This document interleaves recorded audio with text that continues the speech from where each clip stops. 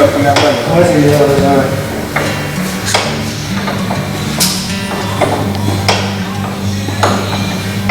Là, t'as divisé prochaine vague là. Down an empty freeway.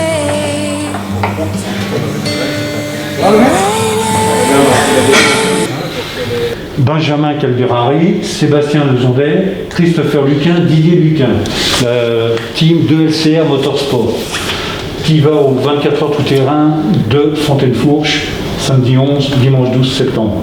Bon, c'est la 29e édition et c'est le 5e anniversaire à Fontaine-Fourche, d'après ce que m'a dit Jean-Louis Gros. Bon, cette année on a le problème du Covid, vous êtes tous au courant, vous êtes tous...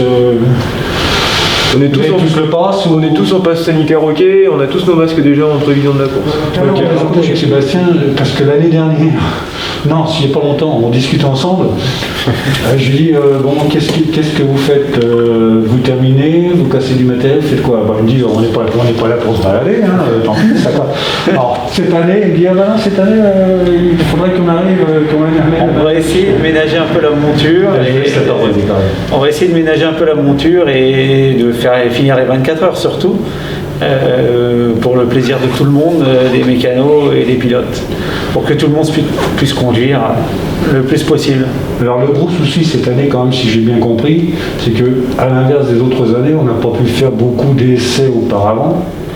On ne devrait peut-être pas le dire, mais bon, c'est pas un secret. Parce pas d'essais, on n'en a pas fait beaucoup. Pas de course parce que Santerre a été arrivé, ce qui nous a permis de faire un roulage quand même. Malgré tout, moi j'ai été deux fois une demi-heure, hein, c'est ça? Non, d'après ce qu'on va dire. Ouais, à peu près, ouais, c'est ça. Ouais. J'ai été roulé un petit peu à Santerre, justement, pour. C'est moi qui étais tout seul, puisqu'ils n'étaient pas dispo. Ils étaient en pleine moisson.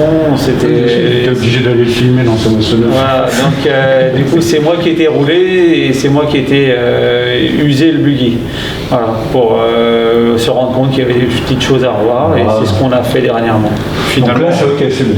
Ça roule. On est mieux. Du coup, heureusement qu'il a été à Santerre pour faire rouler le buggy.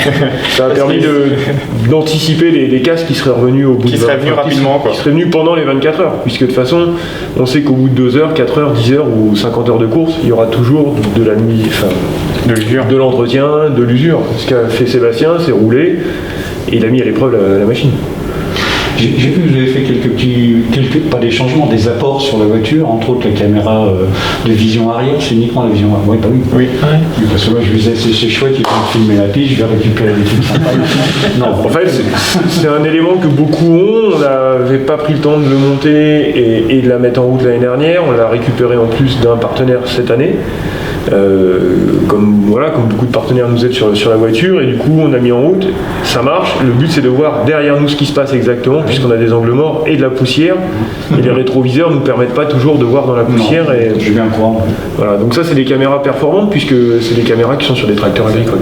Il n'y a qu'une seule année où on n'a pas terminé, et c'est l'année dernière. Oui. Donc c'est vrai qu'il ne faut pas qu'on se focalise sur le fait d'abandonner, au contraire, il faut qu'on emmène la machine au bout. Et on a vu que c'est pas les pilotes qui tiennent pas, c'est la machine. Donc par contre la machine, il faut qu'elle soit préservée par les pilotes. Donc il y a des pièces, il y a tout ce qu'il faut. Il y aura l'équipe d'assistants au complet. On est 20 autour de la voiture, dont les pilotes. C'est vrai, j'en parle un peu des assistants, parce que bon, à chaque fois je parle des pilotes, bien sûr c'est l'équipage. C'est vrai qu'il y a quand même beaucoup de monde autour, dont Alain Cagnac, la famille Cagnac, avec ses fils, et ils ne sont pas les seuls. Hein. Donc je voulais un peu leur rendre hommage aussi par la même occasion, parce que c'est une équipe, c'est pas seulement les pilotes, c'est tout le monde. Comme tu dis, une vingtaine de personnes quand même. Ça commence à devenir conséquent. Il y aura une question que je vais poser. Est-ce que les pilotes ont un... Je me souviens que les pilotes de Formule 1, à une certaine époque, je ne sais pas si c'est toujours comme ça, avaient pas un gris-gris, mais une espèce de fétiche ou une petite superstition. Il y en a un, c'était son casque, l'autre c'est autre. Est-ce que c'est le même cas pour le tout-terrain? Est-ce que vous avez un gris-gris, un fétiche, un porte-bonheur Moi je l'avais en moto, en voiture, c'est quelque chose que j'ai perdu. Il n'y a plus rien de particulier. On y va. On roule. Problème il est là. On y va. Tu dis rien? Moi j'ai rien. Tu dis rien toi? Il n'a pas de gris lui. J'ai du Bassé-Montois, la 110 c'est la 103, vous c'est la 110. Voilà, En fait, vous avez changé de numéro, c'est mis son nom dessus. 110. 110. On sera 110 et on sera même 3 équipes au stand, on va dire un peu local, puisque voilà, il y a Le team bowler, il y a le team Baller, le team donc, de Zalcer Motorsport et comme tu l'as dit, Adventure Solidarity. Adventure Solidarity. On est 3 côte à côte un peu régionaux. D'accord, donc on aura le stand du Bassé-Montois. Territorial. Territoire Bassé-Montois. Donc merci à toi. Merci aussi à toute l'équipe de mécaniciens, sans qui, honnêtement, ils ne seraient pas là. Je sais que moi, je ne roulerais pas. Parce que la mécanique, c'est vraiment pas mon fort. C'est pas quelque chose que j'apprécie. Donc sans eux, Son job. sans eux, honnêtement, je pense que l'équipe n'aurait jamais vu le jour. Parce que moi, c'est parti de là parce que j'avais des mécaniciens qui voulaient se lancer dedans. J'aurais pas eu de mécanicien derrière, j'aurais jamais monté d'équipe pour participer. Donc ils ont quand même une place très importante. Et on a beau les remercier, on les remerciera jamais assez. Donc merci à eux. C'est le 5e pilote. Il y a une question, je ne sais pas si on peut l'aborder. Si Et vous les en dites partenaires, à peu bien sûr. près. Je prends un montage. Sur le plan financier, comment ça se passe? C'est compliqué, c'est pas compliqué? Vous avez de l'aide? Vous avez toujours des Sponsors, ouais. des sponsors? Le sujet est délicat, on est toujours dans cette période Covid où il y a une incertitude de tout le monde et donc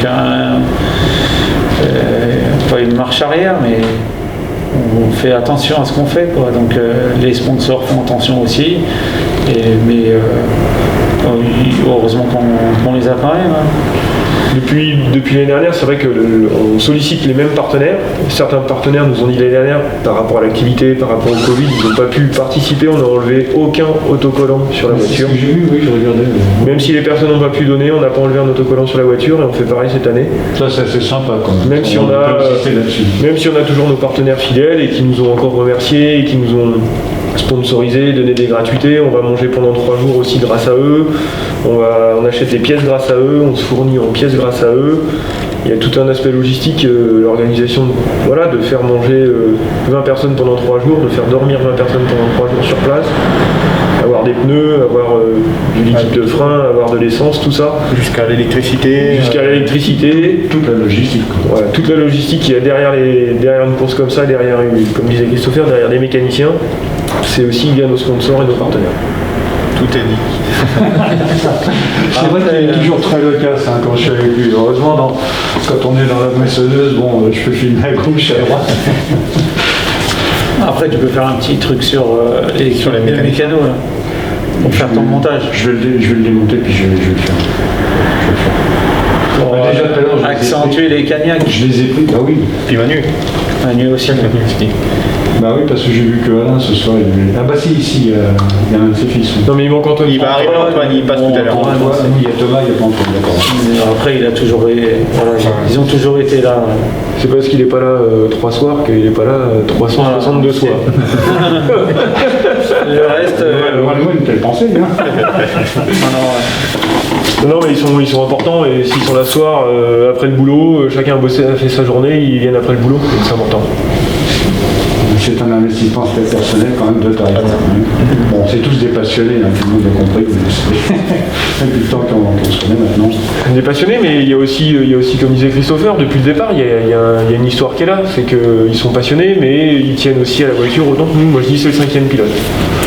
Ah d'accord. Okay. Ils y tiennent et voilà, il y a comme disait Christopher, au départ, c'est vrai que si l'histoire a commencé, c'est pas qu'une histoire de gars qui voulaient acheter une voiture et faire du pilotage, c'est aussi une remise en route d'une voiture, une mise en conformité par rapport à l'épreuve que l'on fait, et c'était important qu'il y ait des mécaniciens derrière qui suivent des pilotes.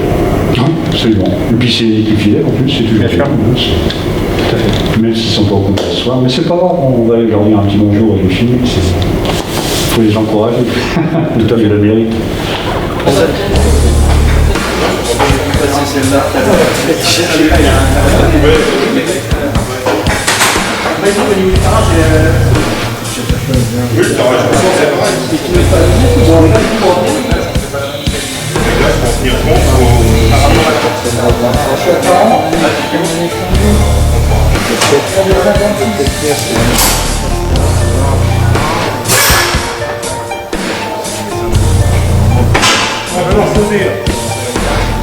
Là sur le grand amortisseur j'ai mis 55 et le petit 40. Il m'a dit 15 d'écart. Vas-y pose et on va prendre. Là tu prends ta cote en bas du carré.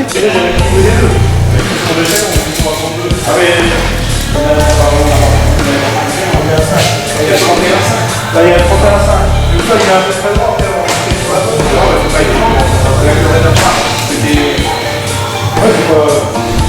C'est pas déconnant.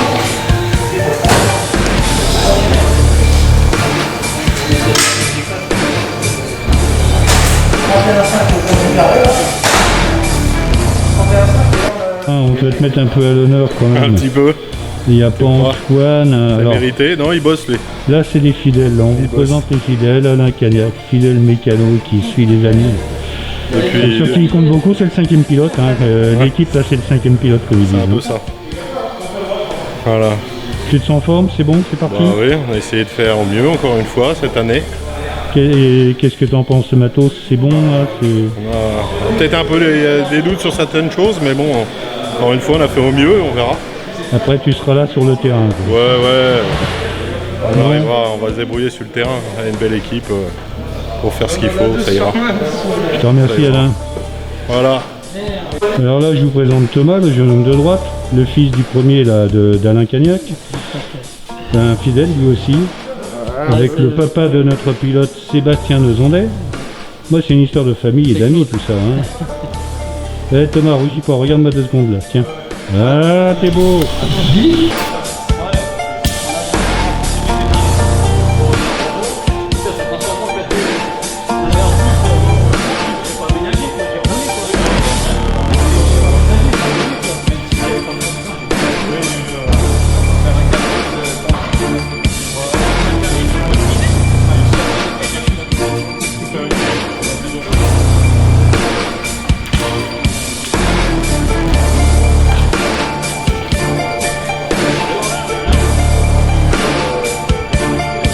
Tu me dis ton nom parce que... Bonjour Benoît.